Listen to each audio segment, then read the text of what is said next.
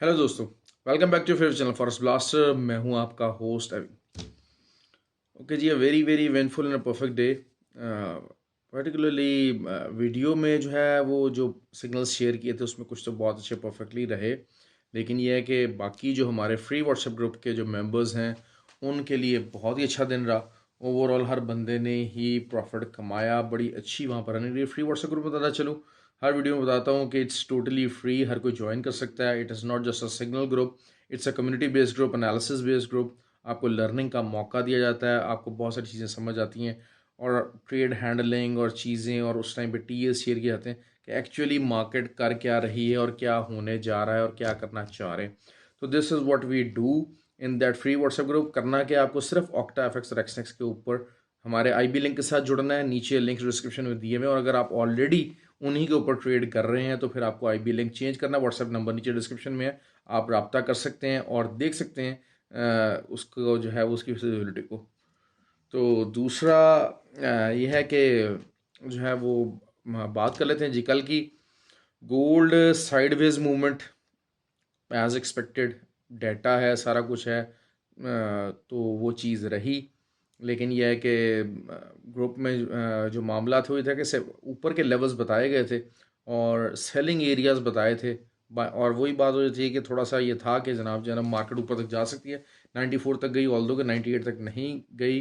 बहरहाल वहाँ तक तो जो है वो बाइंग की कॉल चली हुई थी हमारे ग्रुप के अंदर, तो अच्छा जो है वो बाय निकाला। और उसके बाद सेलिंग की कॉल चली, वहाँ पर भी हमने काफ़ी जो है वो अच्छा प्रॉफिट उस ग्रुप ने अर्न किया।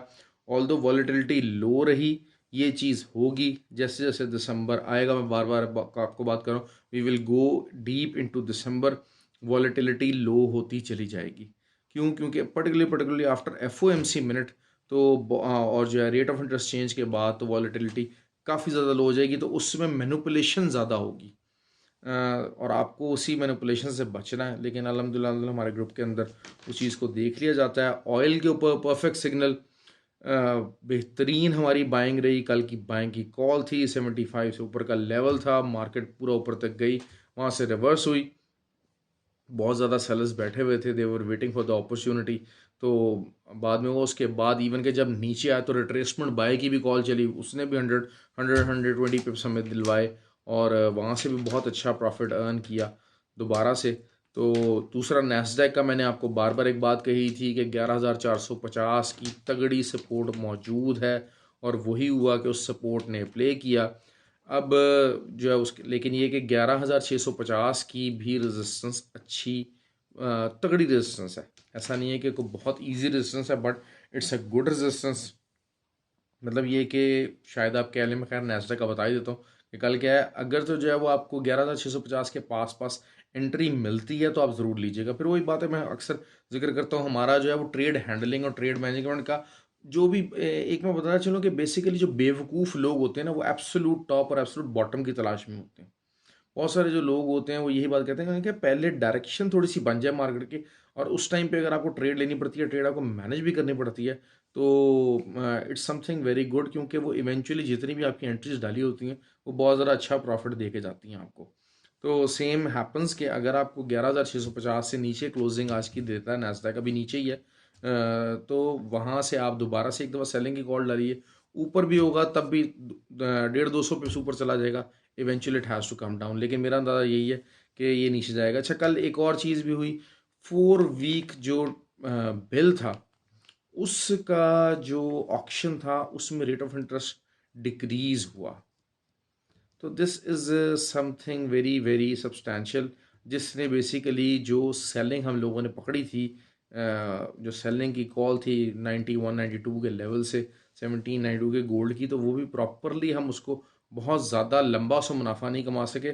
उसका रीज़न एक ये भी था कि जो 4 वीक्स जो बिल का ऑक्शन था उसमें रेट ऑफ इंटरेस्ट डिक्रीज़ हो गया, इंक्रीज़ होने की एक्सपेक्टेशन के बजाय।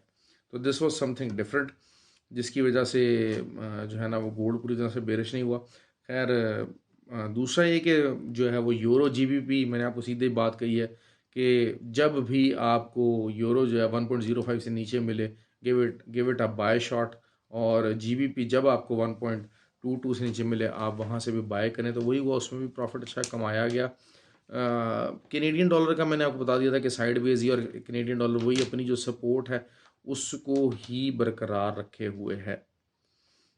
DXY काफ़ी नीचे आया है, सेकेंड डे हो गया लगातार इसको नीचे आते हुए। तो अब बात करते हैं जी कल क्या एक्सपेक्टेड है। कल PPI नंबर्स हैं, फंडामेंटल डाटा है, हाई फंडामेंटल डाटा है, इंपॉर्टेंस डाटा है। देखिए जहाँ तक बात हो गई ना FOMC मिनट की और रेट ऑफ इंटरेस्ट इंक्रीज़ की, तो मेरा तो ख्याल है कि market is going to gel in Monday से। आपको मार्केट का जो वो बेरिशनेस है वो नज़र आ जाएगी कि हाँ जी market is ready to observe the 50 base point increase. और देर इज़ नो सरप्राइज़ कि आप ये बात कहें कि बस ये डाटे के बाद जो एकदम से मार्केट गिरेगी या कुछ होगा, ऐसा नहीं होगा। क्यों? क्योंकि 90% तक जो है वो आई एम श्योर कि हाँ जी जो है वो 50 बेस पॉइंट इंक्रीज होंगे। तो this is something not going to be very very unusual. हाँ कल का जो डाटा है PPI नंबर्स है basically it they has to show lack of inflation now. Inflation में डिक्रीज़ आना इनको शो करना पड़ेगा। अच्छा जब इन्फ्लेशन में डिक्रीज़ आएगा तो उससे जो है वो DX का थोड़ा सा मज़ीद डाउन ज़रूर जा सकता है। लेकिन हम लोग की बात करें कि जी रिसेशन आ गया और सारा कुछ हो गया, ऐसा कुछ नहीं होगा।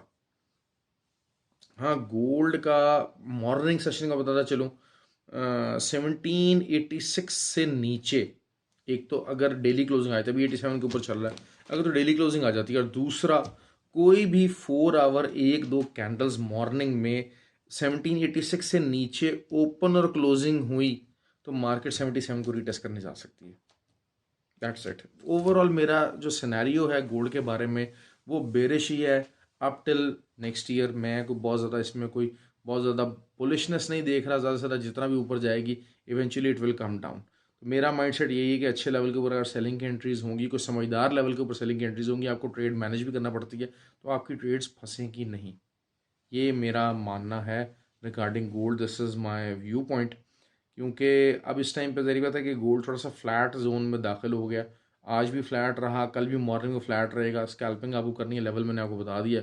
86 से नीचे 4 आवर कैंडल ओपन और क्लोज है, बाहर लिए के वही 77 से ले के 94 तक का लेवल है, इसके अंदर ही हो सकता है मार्केट घूमे। ज़्यादा से 98 तक भी चली जाए, 98 चली जाएगी तो it will be an excellent opportunity for sale. मैं लाजमी को सेल करूँगा, लेकिन स्कैल्पिंग ही होगी पूरा दिन, क्योंकि डाटा जो है वो ये काफ़ी इंपॉर्टेंट डाटा है।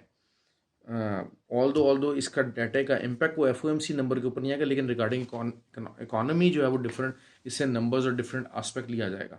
Oil oil I have to give it a buy shot again. और जो है वो जब तक जिसे कह जाते हैं कि इट डजंट गेट बैलेंस, क्योंकि जो है वो काफ़ी अपॉर्चुनिटी है ऑयल के अंदर अभी दोबारा से उसी एरियाज़ को ऊपर के जो है वो उनको रीटेस्ट करने की।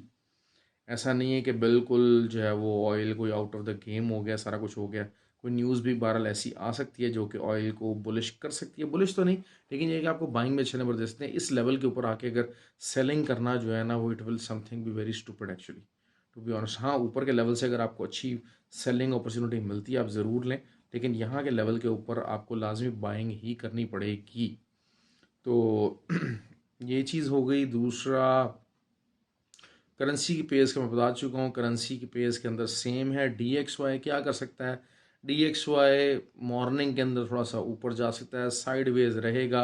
PPI नंबर्स अगर तो कम होते हैं तो obviously it will come down. और जो है वो वीकेंड क्लोजिंग भी है, तो फिर इसमें यही है कि मैं थोड़ा बहुत जो है ना चीज़ों को साइडवेज की तरफ ज़्यादा देख रहा हूँ, कंसोलिडेटिव देख रहा हूँ।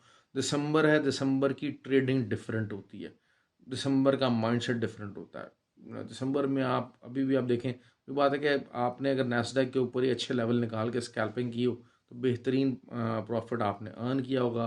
गोल्ड ऑयल के ऊपर अगर आपने जो है वो स्कैल्पिंग की हो रात के टाइम, लेट नाइट, सारा कुछ, तो you can do good profits with the proper levels.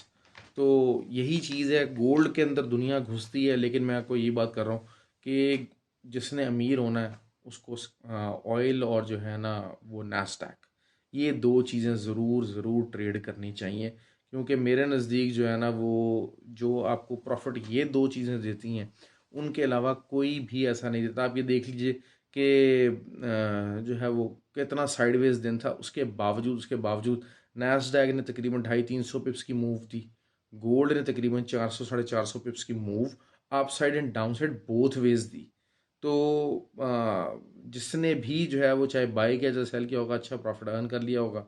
तो ये चीज़ें होती हैं कि even in the of days ये आपको अच्छा प्रॉफिट देती हैं। मैं इंट्राडे के हिसाब से ट्रेड बताता हूँ। Most of the people are intraday traders, और मेरे भी ग्रुप में इवन के बहुत सारे लोग हैं जिनको एसएल लगाने की आदत नहीं है। लेकिन ये होता है कि जी मैं कोशिश करता हूँ कि जी हाँ जी आप एसएल ज़रूर लगा लीजिएगा, अगर जहाँ से ट्रेड बिल्कुल टर्न अराउंड होने के चांसेस हों, वरना अदरवाइज इंट्राडे में ट्रेड्स मैनेज हो जाती हैं। आप ट्रेड्स मैनेज कर सकते हैं अनसेंटल कोई बहुत हैवी न्यूज़ ना हो। कल की न्यूज़ है, बहुत ज़्यादा एक नंबर है, इंपॉर्टेंट नंबर है, लेकिन there are few things which are pretty evident and pretty clear. बहुत ज़्यादा सरप्राइजेज नहीं हैं। सिर्फ इसमें मैयर सिर्फ ये होना है कि क्या चीज़ जो है वो आपको कितना बेरिशनेस, कितनी स्लोनेस इन इकॉनमी नज़र आ सकती है। अगले आने वाले डाटा के अंदर भी यही कुछ ही है।